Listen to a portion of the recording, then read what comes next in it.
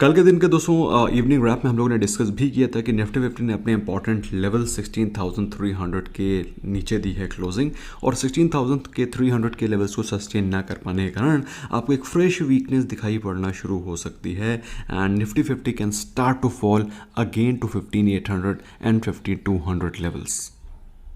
कल के दिन निफ्टी 50 में ज़्यादा कोई खास एक्शन हुआ नहीं, ऑलमोस्ट एक रेंज में कंसोलिडेट होते रहे, लेकिन निफ्टी बैंक ने और निफ्टी 50 ने अपने डे लो के आसपास क्लोजिंग दी थी, जो कि एक काइंड ऑफ वीक सिग्नल था। कल के दिन के दोस्तों भागने वाले स्टॉक्स में थे MCX India after it's good results, granules India जिसमें कि ज़्यादा रिजल्ट्स तो कोई खास नहीं थे बट यस थोड़ी मोड़ी वैल्यू बाइंग दिखाई पड़ी। इसलिए पेट्रोनेट एलएनजी और अरबिंदो फार्मा वर्दी the top gainers. Top losers के बारे में बात करें तो मेट्रोपोलिस में शानदार गिरावट कंटिन्यू है, including Apollo hospitals.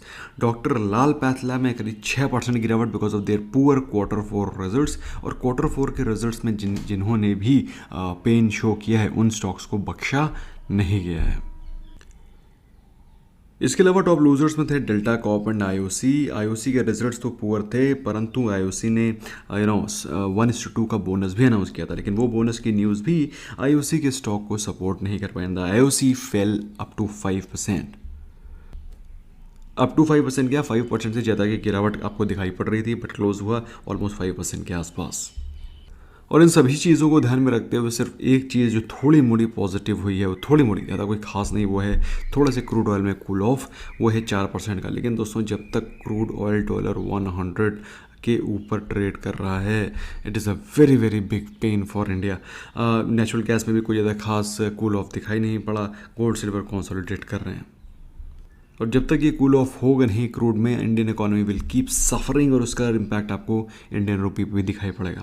Indian rupee is at record low. Dollar के कंपैरिजन में ऐसा नहीं है कि यूएस डॉलर की हालत बहुत अच्छी है, यूएस डॉलर की हालत भी बहुत खस्ता है, बट अनफॉर्चुनेटली यूएस डॉलर के अगेंस्ट भी इंडियन रुपी पर बेहतर परफॉर्म नहीं कर पा रहा है।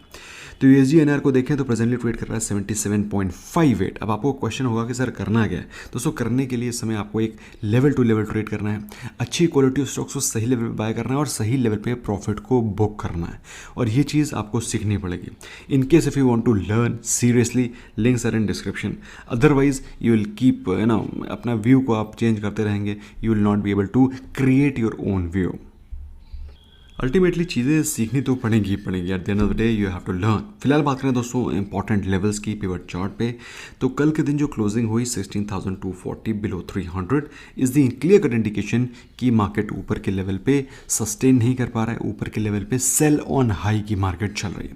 तो कल के दिन 16,300 के लेवल से हुई गिरावट, और दोस्तों आज के दिन जो इंपॉर्टेंट सपोर्ट लेवल है वो है 16,000 पे आपको एक इंपॉर्टेंट प्राइस एक्शन ऑब्जर्व करना चाहिए, बट अनफॉर्चुनेटली एसजीएक्स निफ्टी के रुझान से लग रहा है कि 16,000 के लेवल टूटते हुए दिखाई पड़ेंगे, और उसके बाद जो इंपॉर्टेंट सपोर्ट लेवल बचेगा वो है 15,800। निफ्टी बैंक के बारे में बात करते हैं तो निफ्टी बैंक में कल के दिन गिरावट थी 138 पॉइंट्स की, डे लो के आसपास हुई क्लोजिंग। तो ऊपर के लेवल पे रेजिस्टेंस खड़ा हुआ है 34,500 34,650 पे, और नीचे के लेवल पे जो सपोर्ट है वो 33,800 एंड 33,500। तो मोटा मोटा जो इंपॉर्टेंट लेवल है 33,800 है, उसको ब्रेक करने के बाद सीधे सीधे 300 पॉइंट्स की गिरावट आपको दिखाई पड़ेगी, but it will be very very important and interesting कि किस लेवल पे ओपनिंग हो रही है।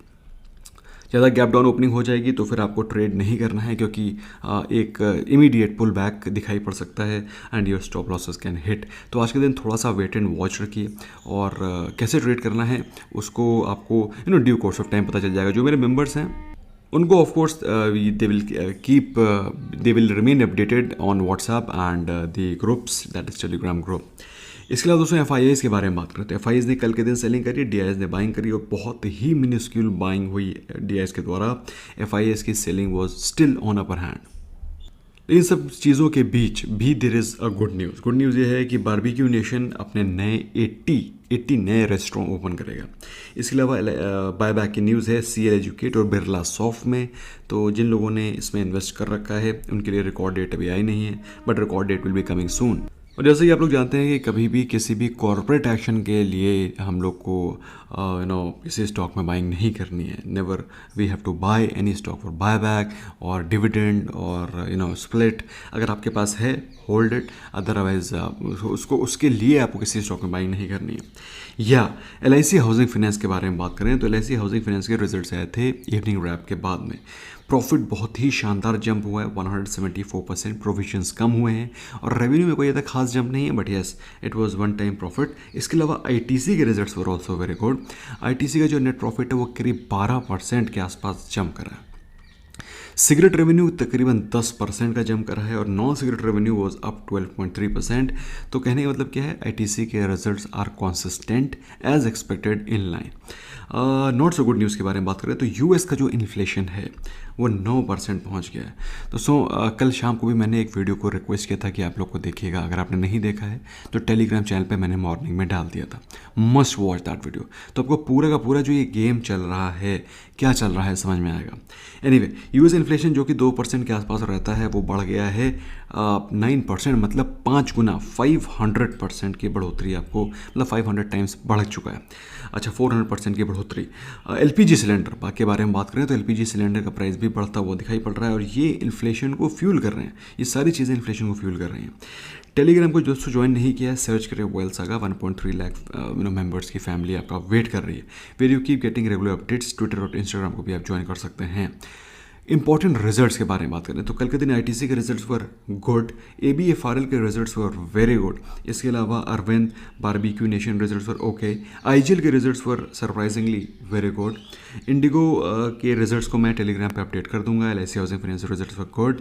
मनापुरम के results were weak. Pidilite results weak. Route Mobile results were very very weak. इसके अलावा वेस्टलाइट डेवलपमेंट के रिजल्ट्स वर ओके। आज के दिन जो रिजल्ट्स आने हैं उसमें HPCL, अब IOC के रिजल्ट्स को देखने के बाद ये बात तो तय है कि HPCL के results are also expected to be week.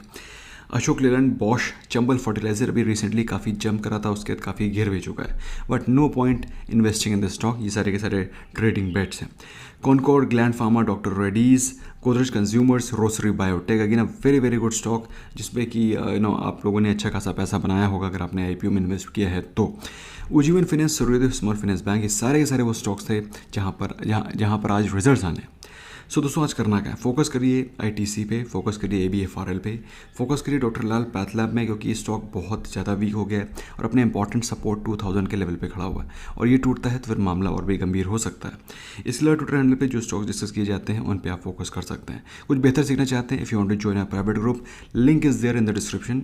Sign up कर सकते हैं and you can be part of our family for life time. Until then, bye bye for now.